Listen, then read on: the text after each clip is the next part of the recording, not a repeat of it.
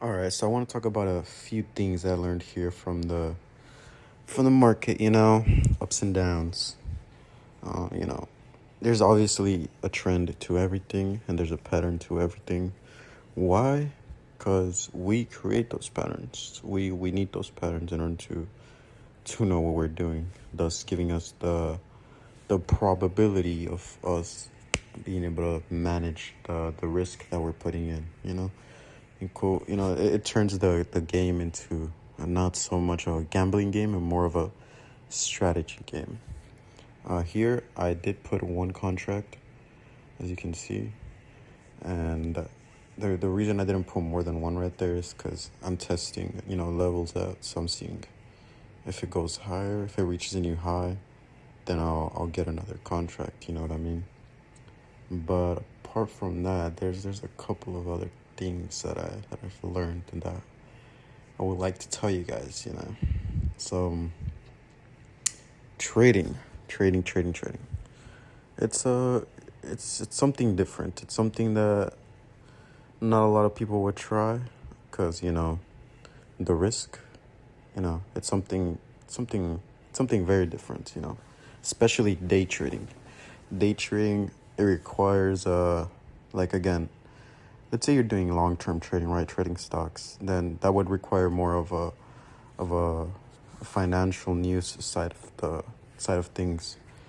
But when you're doing day trading, it goes into from right to those news. It goes all the way to the left, where it becomes more about skill and strategy. Skill and strategy if you're not trying to gamble. And yeah, I recently learned that leverage is one of the most important things when it comes to being able to manage that strategy and risk management.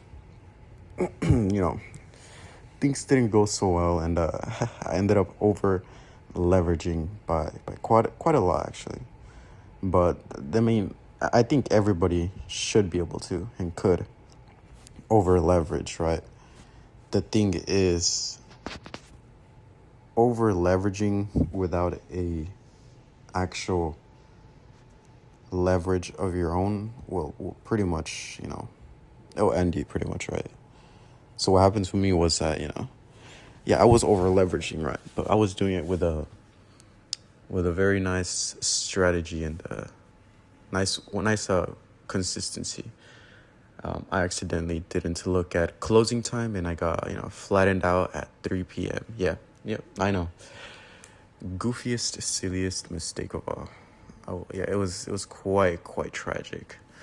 I was on my way for like a solid 6 to 7K payout, and yeah, and the thing is, right? Yeah, you can make mistakes like this where, oh, I didn't see the 3 p.m. But when you're over leveraging, right? Everything is over leveraged. I'm talking your wins will be over leveraged, and your mistakes will be over leveraged. So yeah, you're making, 1,000 or 800 or 1,500 per trade, which is wow, it's crazy. You know what I mean?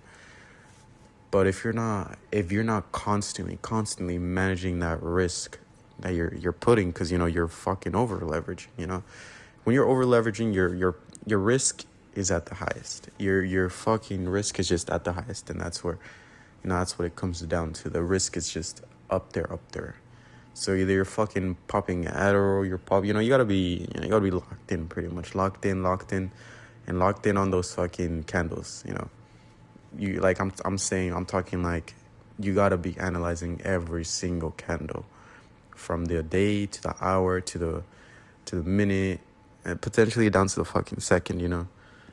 And yeah, if you're that locked in, if you got that type of focus at the moment, then it's not gonna sound like the best advice, but over leveraging in that case, not by a fuck ton, right? I'm talking 20 contracts or whatever, 30, depending on what you could do. Because the thing about leverage is, I'm gonna continue talking about this, and wait, it's because of my audio. The thing about over leveraging is 50 contracts to somebody could be a lot, and it could be very little to someone else. You know what I mean? But at the end of the day, it's still a big amount to almost anybody that sees the market in a humble-ish way, or in a more how do I say this, in a more equal way. Yeah, because depending on where you started, that type of leverage is going to be crazy. But this is, the market again. Let's let me put it to you like this, right? The market is like a big sea. It's a big, big, big sea. You got sharks, you got whales, you got big fish, you got small fish, right? And when you're barely starting, for example, a trade combine, like how I am right now, it's like that that little quote on the movie Wolf of Wall Street. It's like you're worse than pond scum. You know what I mean? You are lower than pond scum. You got a problem with that? No. Referring to you're small. You're very, very small. And once you take that into accountability, and you're like, all right, fuck, well, maybe I am, that small pond, very, very, very, very small. And I think everybody is like that and should be like that now that I'm learning. But you gotta also know this about the market, like in the ocean where there's small, big, large fish. There's all types of fish, and there's gonna be fish that are more focused than others, more patient than others, and more hungry than others. Different factors that play into position here. So that's pretty much what you're up against. Everybody is studying, everybody is trying to get the money, right? Nobody's trying to lose. So that's pretty much what you're up against. You're in one way or another, you're up against hunger and other people's ambitions and shit like that.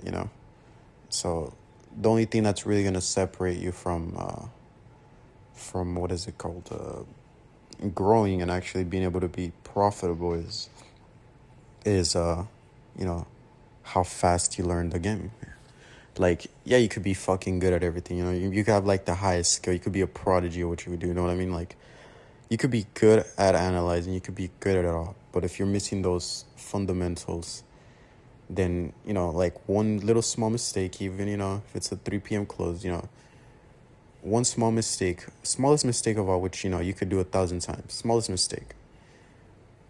With another, dumb mistake like over leveraging, it could cook your whole accounts.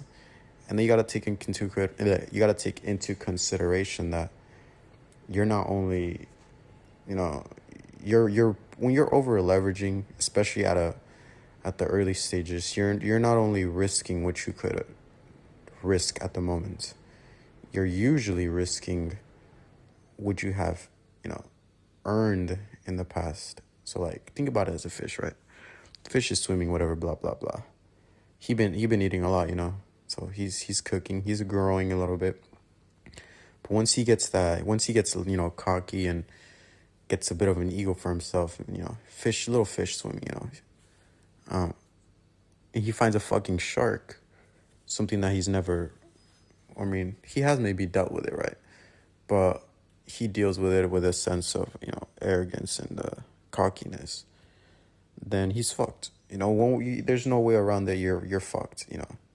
Depending on how over leveraged you're being, you're gonna be fucked even harder. And that's something that my friend Luke, talked to me about. I also have Poppy, Inky Poppy, talking to me about some pretty good stuff.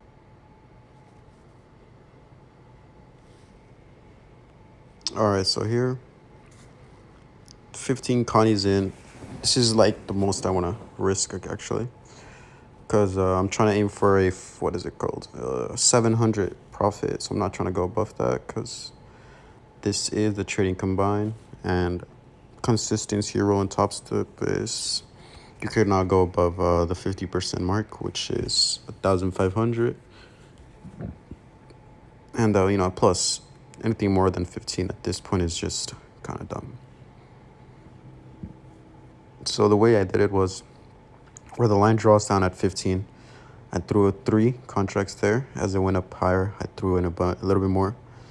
And here's a little bit of a wider eye, so you guys can see. So, I mean, I see the potential reversal here, you know, looking at the way it's going up, the way it hit that nice tail up, nice retests there, declined it, and I feel like it's trying to respect the downtrend now.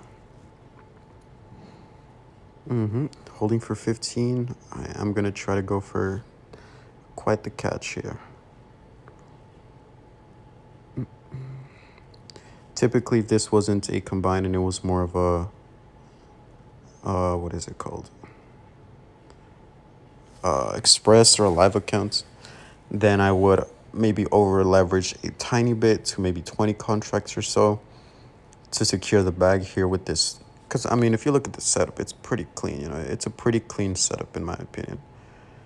You know, looking at this, pretty clean setup, you know. Now, if we're looking at something that's like over here more towards the middle, it's like, I don't know about that, you know. But, yeah, looks like a clean setup.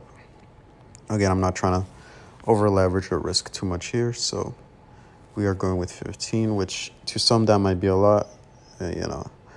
Typically, that is quite a lot, especially for a combine. But I'm trying to manage my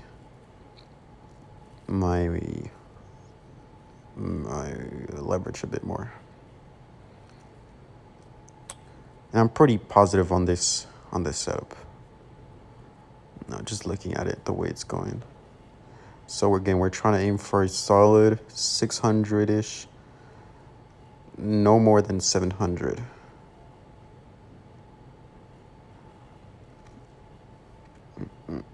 If it goes down to 500, I'll probably catch it there.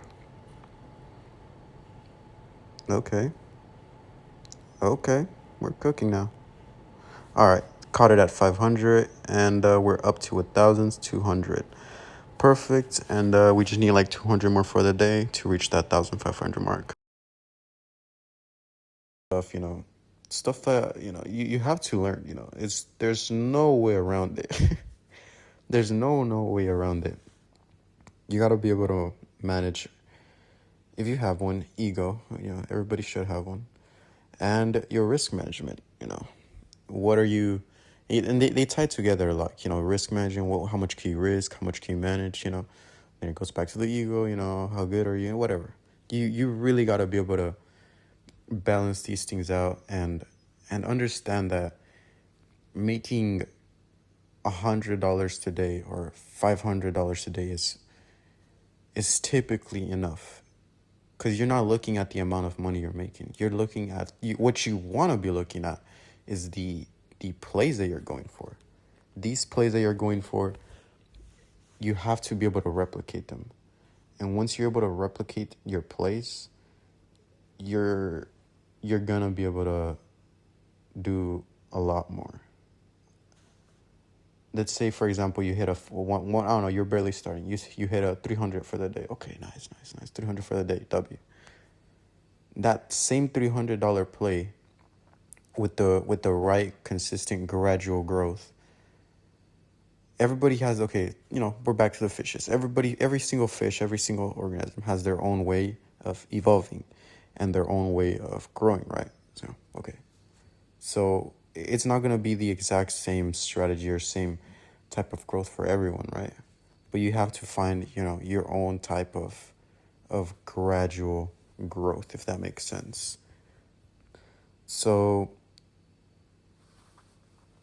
you have to be able to learn and evolve. That's the main thing. Everybody has their own way of doing it.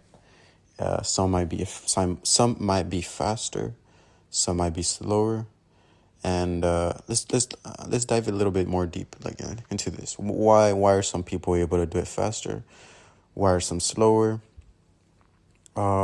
Every single person or human or whatever has the need to survive and to thrive. So based on your situations, you need to have a balance of both survival and thrival. And you got to see both of them, you know, clearly and well. based on your situation, based on what you can handle, based on what you have handled in your life previously, not just in trading in general. Difficulties, success, perspective, all these things, they're gonna set a foundation to you, and pretty much give you that leverage that you need for most of the time. But there's gonna be those smaller fishes that they're just they've never been in an environment like trading. They've never had the pressure of trading, so they're gonna be at a bit of a disadvantage. But you could have one really, really skilled fish and one newbie fish, right? And they could both have the same starting point. But the thing that's going to make either one succeed, or in this case become profitable, is consistent gradual growth. Because it's a lot like life, right? You could, boom, in one day do something great, do great. And then the next day, all the great accomplishments accumulate to one, and you could lose them. Or you could be like a small fish, you could do good, and then great, and then great, and then even greater, and then even greater. And then what happens with this process is you're doing two things at the same time. You're learning and you're earning. So it's like the reward system is being tied to the system you're creating, and that's how you're able to keep it going and keep it going and keep it going. And every day you're getting 5% better. You're able to trade 5% more. You're able to leverage up 5% more. You're not leveraging 50% in one day. You're creating your own gradual growth, and typically that's the best formula for success when you're talking about leverage. Because you also got to think, it's not just small fish, you have big ones, big sharks, big whales. Like the whales, they're patient. They're very patient, But once they open their mouth, you see a ton of small fish swarming in there, right? So, don't get swept by the whales, Learn to analyze, learn to watch them, and then learn to swerve around them. It's better if you live to see another day, essentially, And just keep eating, and the most important part of it all is it's not eating, right? It's not gaining. It's learning, if you think about it. Yes, you can fail, and you probably will fail a lot. You're gonna be like, fuck, I thought I was cooking. But there's a process to it all. And the faster you learn about the process, the faster you learn about what's required, right? Required. Because there's requirements to this, like manners in life. Why do we have manners? It keeps a balance. It keeps a sense of, of respect and dignity towards yourself and others, and lets you roam, and it will let you roam. Most places where you go in life, if you have a sense of respect and dignity for yourself and others, you will be able to roam around and catch these opportunities. But if you don't have the basic foundation or set, you're not going fucking anywhere. Then there's other things, like the saying that you can't go anywhere with a flat tire, and that bad attitude is like a flat tire. So there's another concept to it. You got to be able to have fast recovery, and not only that, fast recovery towards the right direction. This is something you're gonna have to build. Nobody's born with the fucking ability to recover in the right direction. Probably, we're probably very capable of doing both, but once we're born, we're able to grow, learn. But the direction is something very, very unique, because we're all able to go into very different directions. It's more of a matter of what direction did you see, what direction did you learn that you're able to go. And as you learn, you will also need to test bit by bit, because again, it's all like life. Whenever you learn something, oh shit, I learned this from a book, all right, whatever. new concept. You're not gonna go and fucking try that concept until you're either done with the book, 25% into that book, or you've tested it in small amounts. You're like, okay, I've tested this one thing from this one chapter, this other thing from this one chapter. Like, it looks like it could go well, you know what I mean? So once you start testing slowly, right, again, this process is going to be different for everyone. Some people take years to become profitable. Some people take months.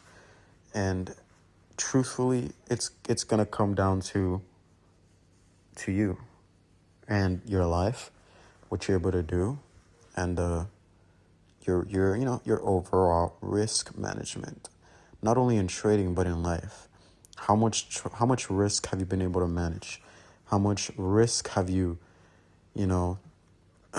suffered and been able to get back up to? And when it's also about that recovery time again. A lot of people are good at what they do, and they'll keep succeeding, but once they fall, it's like, well, what happened then? Like, where's the recovery at? So a lot of people could, they could focus on the fighting aspect, the learning aspect, and not a lot of people focus on the recovery aspect. And I think it's like pretty much equally as important as learning to fight and grow as the recovery, because the faster you recover, the faster you're going to be back on it, the faster you're going to be learning, and the faster you can progress overall. So yeah, and let me tell you guys a few things about my friend Luke here. I asked him, what do you think are the top 5 skills needed to trade profitably? And well, first of all, he did recommend the ICT mentorship, which I will be looking at it because, again, you're playing a different game. And let me tell you something. Pretty much the same way you learned to read a sentence is going to be the same way you're going to learn to read the market. The way I look at the market, whenever I look at a chart, and the way a lot of people should be looking at it, is, okay, you're going to zoom into a chart. You're going to zoom into a candle. And each candle, based on the time frame, right, it's going to be up, down, left, right, whatever. It's going to be up or down. And you have to look at these in a way of battle. Okay, the bulls and the bears, they fought it out. It's green. All right, then. So the bulls won. Okay, green. They won 3 times, whatever. Okay, and then you see a smaller candlestick with a long tail going down. So then you gotta be able to read the battle again. Okay, so what does this mean? Well, that means they had a good fight. Since it has a long tail going down, you're gonna be like, all right, the bears, they had a good fight. They were winning. They were going at it, but at the end, the what is it called? The bulls won. But based on these small things like tails and fucking the way you're fucking reading the chart, you know what I mean? You're reading the chart, and the faster and the better you get at learning to individually read one battle, one candlestick, and then connect them, like if it's a storyline, then that gives you the ability to be able to predict the next move. You also got to take into consideration that, like in life, like in the ocean, unpredictability will be one of those things where it's always going to be, hovering there, that 10%. It's always going to be hovering there. So, think about it as if you're usually 10% down in terms of winning consistency. Why? Because the market is a market, and you're not the only one playing in it. You got other people that are, again, thinking like you are. They want to win. So the only way you could actually only really be profitable in the market is, learning your own strategy, learning a profitable strategy, and dominating in it. There's a lot of people, they create their own strategies, and like in life, you have to create your own strategy, be disciplined with it, and be comfortable with it. Once you learn those things, you'll be able to grow in a way that you've never seen before. And keep getting a little bit off track here, but let me tell you guys what my friend Luke said here. Okay, so first thing, and this is coming from a guy that has a bunch, he has like 10 accounts. So he knows what he's doing. He's been studying for far more longer than I have, I believe. He says, number one, patience to wait for confirmation. So when trading in the market, you have to build a discipline, all these things, right? But the most, and I see the most important part of it all is the urgency to be patient. Now, what does this mean? Well, you have to be, you cannot rush things, essentially, right? If you rush things, you're gonna come off short in one way or another. What is this? How does this make sense? So let's think about like a candle, right? You're in, and then, all right, you're making $10, $20, $30. You're like, oh shit, well, I'm making money. I should cash out. But you're looking at the chart, and it's a really good setup. You're like, damn. I mean, this could low-key go down for like another 20 minutes, and I'd be up $200 or something like that. So you're in the setup. There's two parts of the setup: getting in the setup and getting out of the setup. So you're 50% there. And that's where a lot of people make their mistake of not being able to be patient enough to see it through fully. What I say to this, and it's a very, very basic thing, is yes, you're going to need the urgency to be patient. And what's going to give you that urgency to be patient is going to be commitment. One simple thing, commitment. How committed are you to your play, right? How committed are you to the vision? There's two ways to go about this. Let's say you're very committed short term. You're like, I see this fucking thing, this nice entry. I see it, go down a couple of points. I know it's gonna hit it because based on the fucking chart, it has to do this, whatever. All right, then what I recommend in that case is, yes, you can over leverage.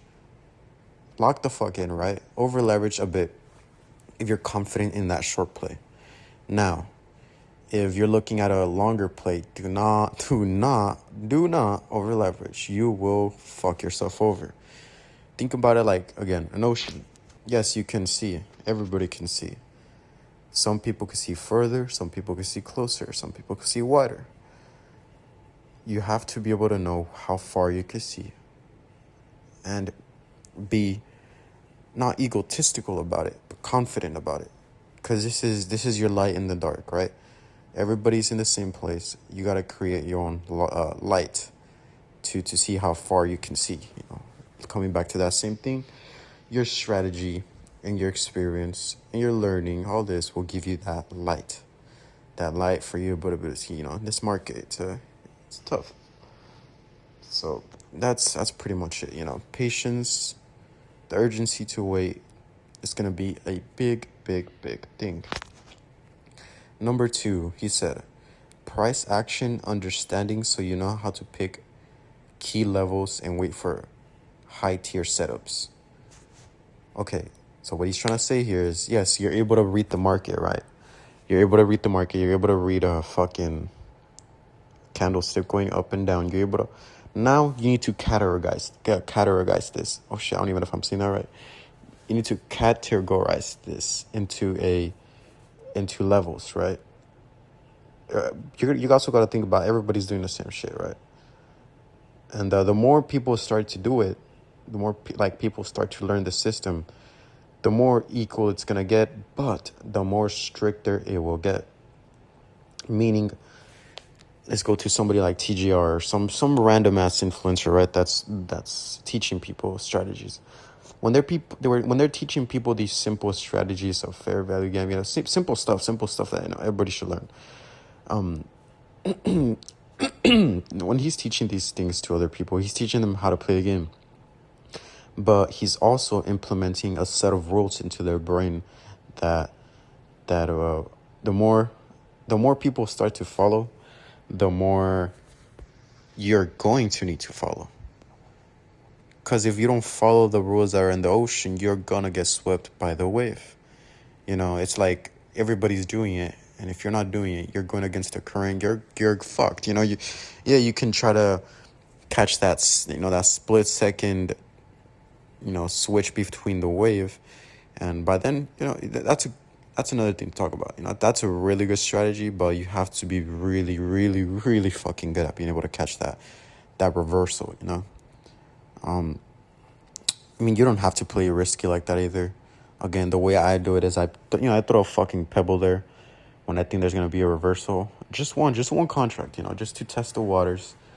And based on how it goes, I'm like, all right, I'm $5 down, $5 down, whatever. $5 is not a lot. It's like a little radar, so you can see what the fuck is going on in the market. So based on let's say it hits like the reversal, right? So now you're able to wait for another slight confirmation, and once you see that slight confirmation, then you start adding more eggs to the basket. You know what I mean? It also depends on your strategy. I'm telling you guys my personal strategy from what I've been learning these past few days. Yes. So yes, being able to identify key levels will help you understand where the best exit and best entry is at. A lot of people put lines for these things. I do recommend. They help your brain not fucking clutter up. And once you have the key levels, you're able to identify. Setup's much easier because then the line will hit the level and you're like, all right, it hit this level based on this, that. Boom. Setups are there. Third thing he said is entry models and top by ICT only. ICT, the GOAT. Definitely going to need to study that and how to use time along with them. So models and times. You're not going to have typically, you're not going to have the same battle, same scenario almost every time. So that's why it's good to have a sort of a sense of diversity in your tools, in your arsenal, to be able to deploy them at any time. It's like you're not going to carry 3,000 fucking swords in the back of in your back. You want to have a shield, a sword, a crossbow. You want to have a little bit of a different diversity. Maybe you're not going to be completely good at mastering the sword all the way through, right? But at least you're going to have the diversity to keep that gradual growth.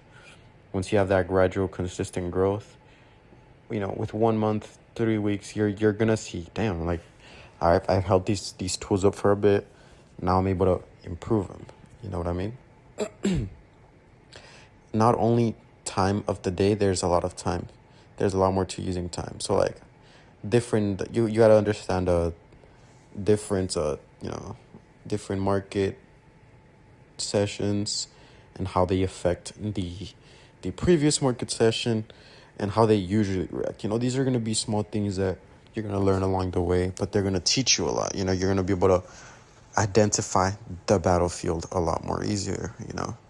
Once you identify the battlefield, you're able to know which way it's going to, which way should you go, and overall help you survive. That's the point of learning the battlefield and learning these things, though. To help you survive, right?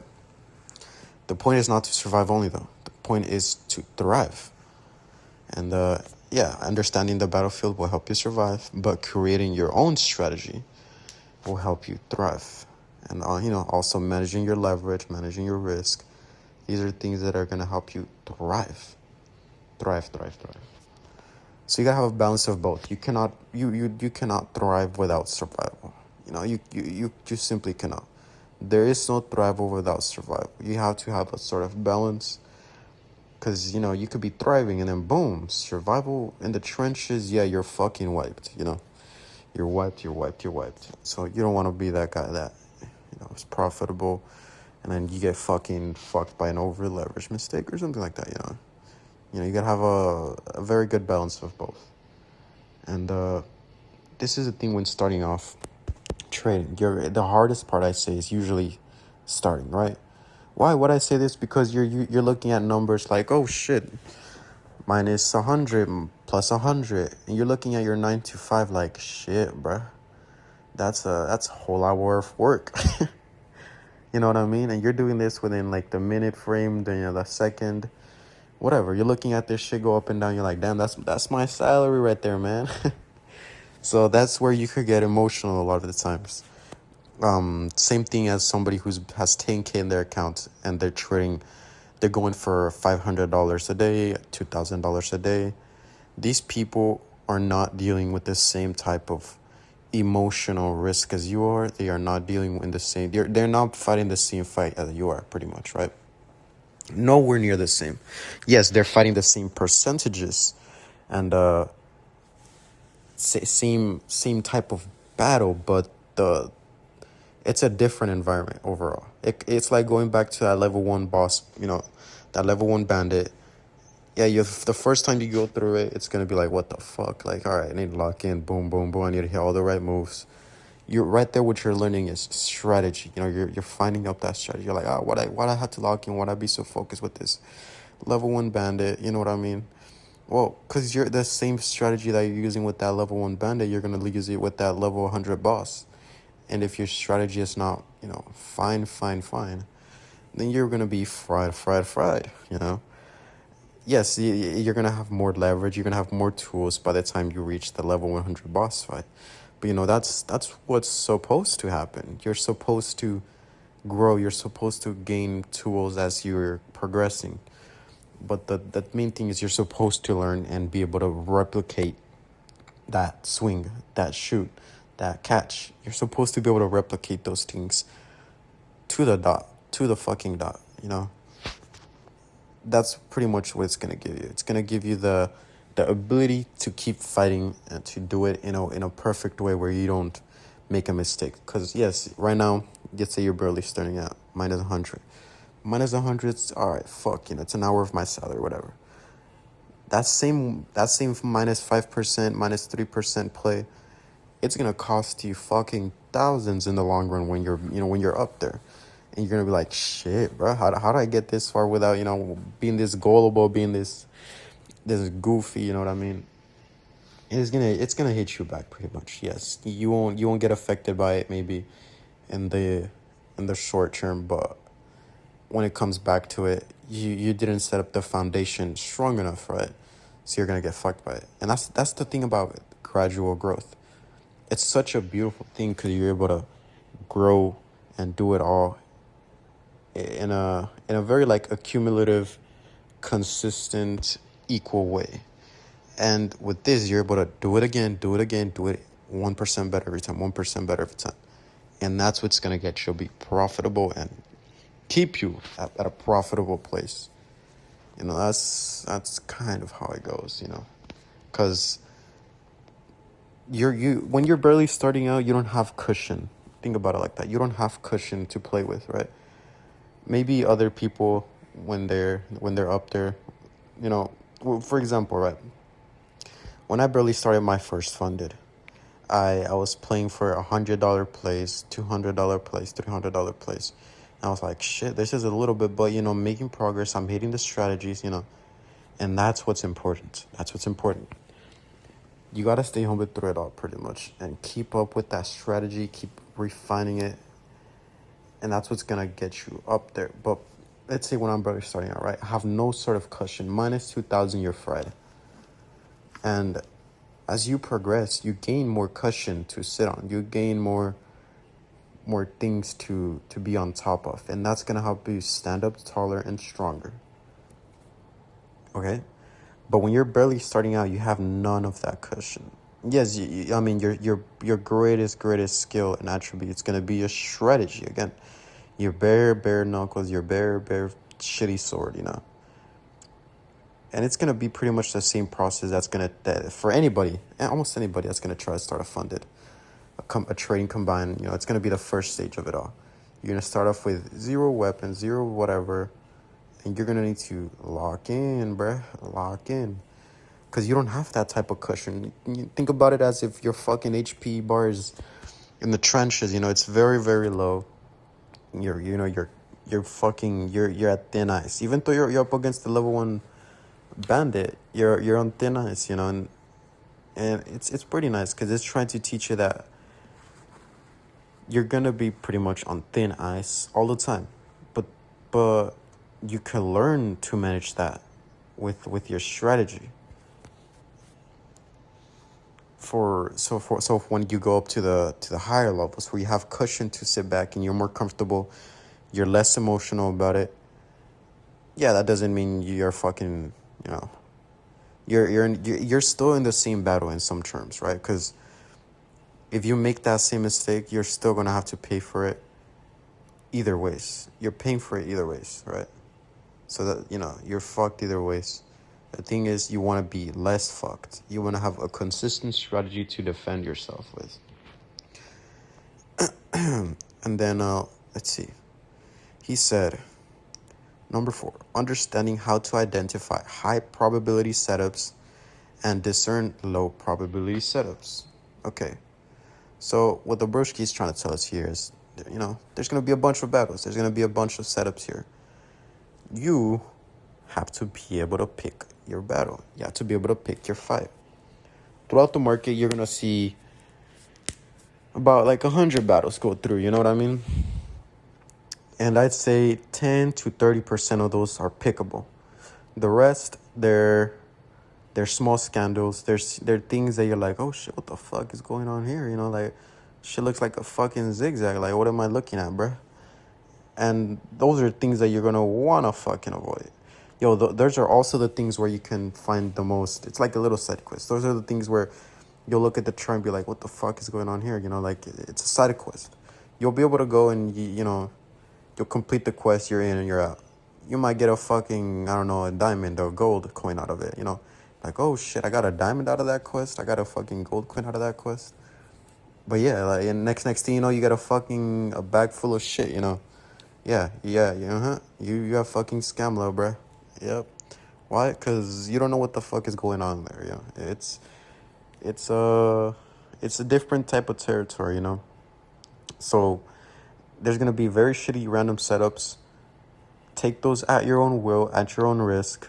Obviously, do not fucking do it with over leverage. Throw a pebble, like I said. Throw a pebble, see what's going on. If you're really curious about it, and yeah. But yeah, don't risk. You gotta be able. Okay, don't risk what you don't have, right? But that could also be balanced with your knowledge and your setups. So take those both into accountability and know what you can risk, pretty much.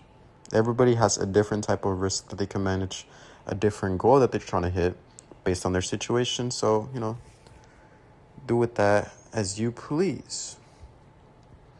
And there's going to be high probability setups and there's going to be low probability setups. Low probability setup.